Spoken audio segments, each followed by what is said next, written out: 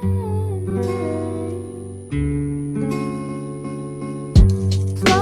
kisses passing by the river. What's up guys, welcome to John's Tech. Today's video we are doing a budget gaming PC. This is for people who want to try and get into PC gaming, doing it on a tight budget. So this is an entry level PC. It's not going to be over the top like a Core i9, you know, RTX and all that stuff.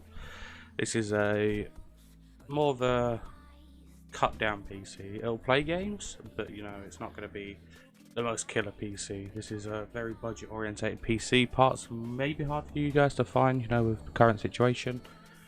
So the best thing to do is look around. Try not to use eBay at the moment because of scalpers, things like that. So we need to start with CPU. So for this, I already have my parts picked out on another screen. So we want to go with Intel.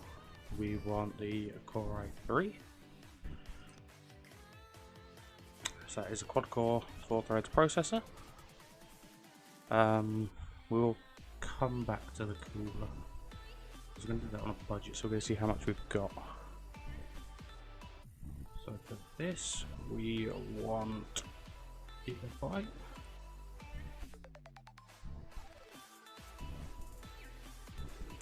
And now we are going to the Core H.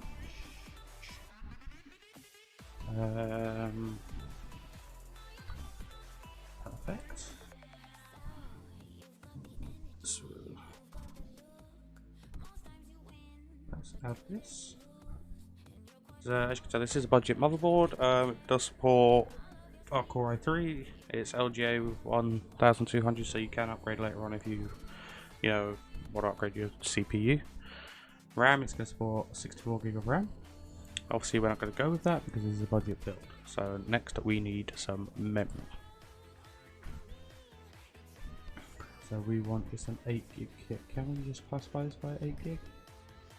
1 times 8 GB. Perfect. Scroll up.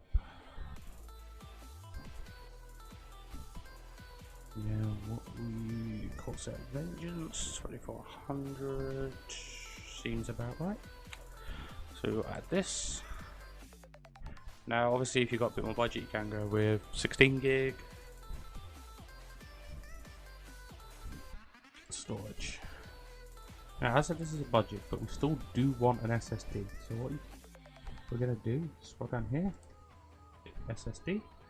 Now we're going to want 2 hard drives, well 2 drives. We want an SSD and for our boot drive, we want a hard drive, so a mechanical drive to store all of our games on. So we don't need a very big SSD for our operating system.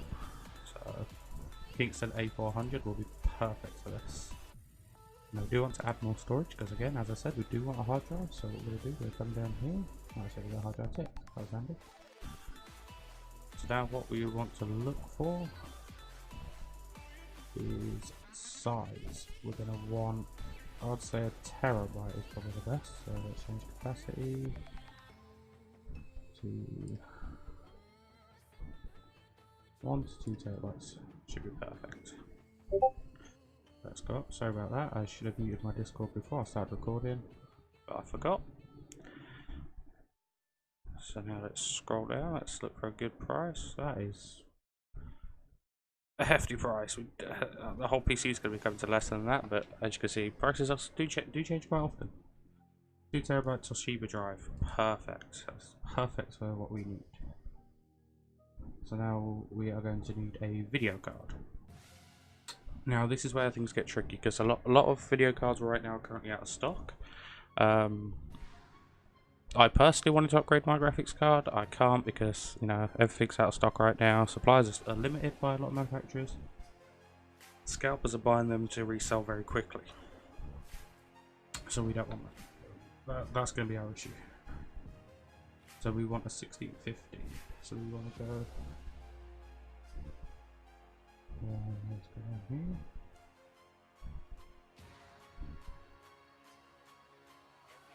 Oh, you can't sort by manufacturer. That's fine. That's fine.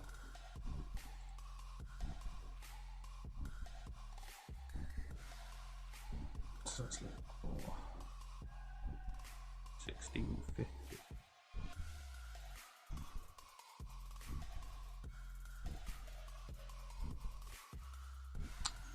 GTX 1650 Super.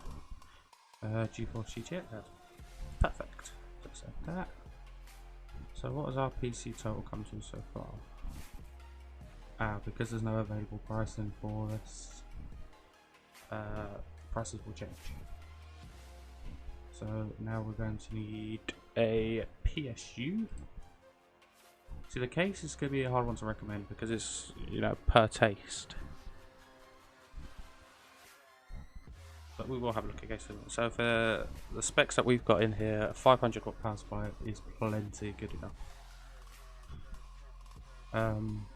My advice on power supplies is only buy from a known company. So Seasonic, EVGA, Corsair, Cooler Master, Gigabyte, they're all fine. It's these weird off brands that we don't want. Thermal Taker, well, they're perfectly fine to use, I'd recommend that. So me personally, I use Corsair. That doesn't mean I'm only going to look for Corsair. I would recommend Corsair, very good power supplies, very reliable. You know, mine runs completely silent, even under load. It does have a fan in it, but it doesn't spin very often because it doesn't get hot enough. But always go with a well-trusted brand. If you don't know what a well-trusted brand is, best thing to do is come on a website like PC Part Picker. You know, Corsair, EVGA, that'll pop up. Be Quiet's another good one. Bitfenech, that's fine. Cool Max, I've never heard of them, so I wouldn't really advise that. You know, they could be perfectly fine. It's just I can't personally put my name and say, yep, that's the power supply you need. So we go with an ATX 80 plus bronze, 500 and 500 watts. Doesn't need to be modular. Right, we don't need an optical drive. Operating system. Now, personally, I'd say just go to the Microsoft Store and get this. There's plenty of websites where you can get cheaper keys than paying these prices. So that's always what I'd go with. Right, so we need a CPU cooler next. Now, considering I'm going to assume this is your first time build, so you're not going to want liquid cooled. So Cooler Master Hyper is perfect. Yeah, I'll keep that little chip nice and cold. But now we want to find a case. So this is where I said this is more on what you like the looks of.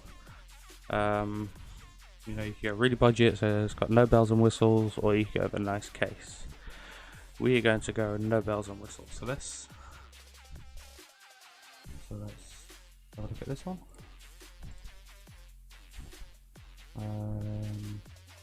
There we go, no bells and whistles. So Corsair 200R will be perfect. Actually, if you go with fractal design, let's have a look at the fractal design real quick. I'm working with UV tab so I don't lose where I am, because I'm doing this in incognito.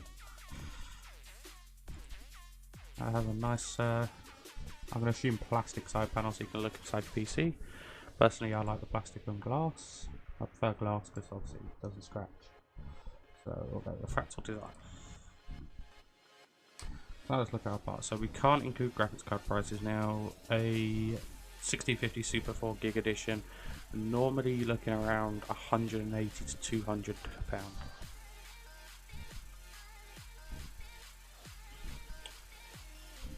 So our prices come in at £420, which isn't bad. Shipping can be avoided, you know, going to places like Amazon and things like that. So choose your vendors carefully. You know, you might not find these cheaper on Amazon. We're using PC Part Picker just because it's easy to use. I will save this list and include this list in the description, so if you guys want to just take this list and use it, then you're free to do so. Now this PC, what can it run? So esports titles will run perfectly fine. You know, your Counter-Strikes, Rocket League, Overwatch, play them on very nice settings, good detail, things like that, with good frame rate. Things like GTA 5 will run on this. A lot of people are probably going to ask, will Cyberpunk run on this? With the current state of Cyberpunk, I honestly can't say. You know, it's not the most stable game as it is. It's full of weird bugs, random frame drops, so I can't really recommend any PC for Cyberpunk right now until the game is patched and updated and fixed. Will it run Fortnite? Yes, this will run Fortnite perfectly fine. If you have any problems with Fortnite on medium settings, I wouldn't push high or ultra, because you know this is a budget build. You've got to remember, you got to lower your expectations with what you want this to do. You know, if you want to run a high settings, you're going to need better graphics card, more RAM, things like that. So guys, I hope this video was helpful for anybody out there. Hope you guys enjoyed. If you did, please leave a like. Don't forget to subscribe, and I'll catch you guys in the next one. Peace out.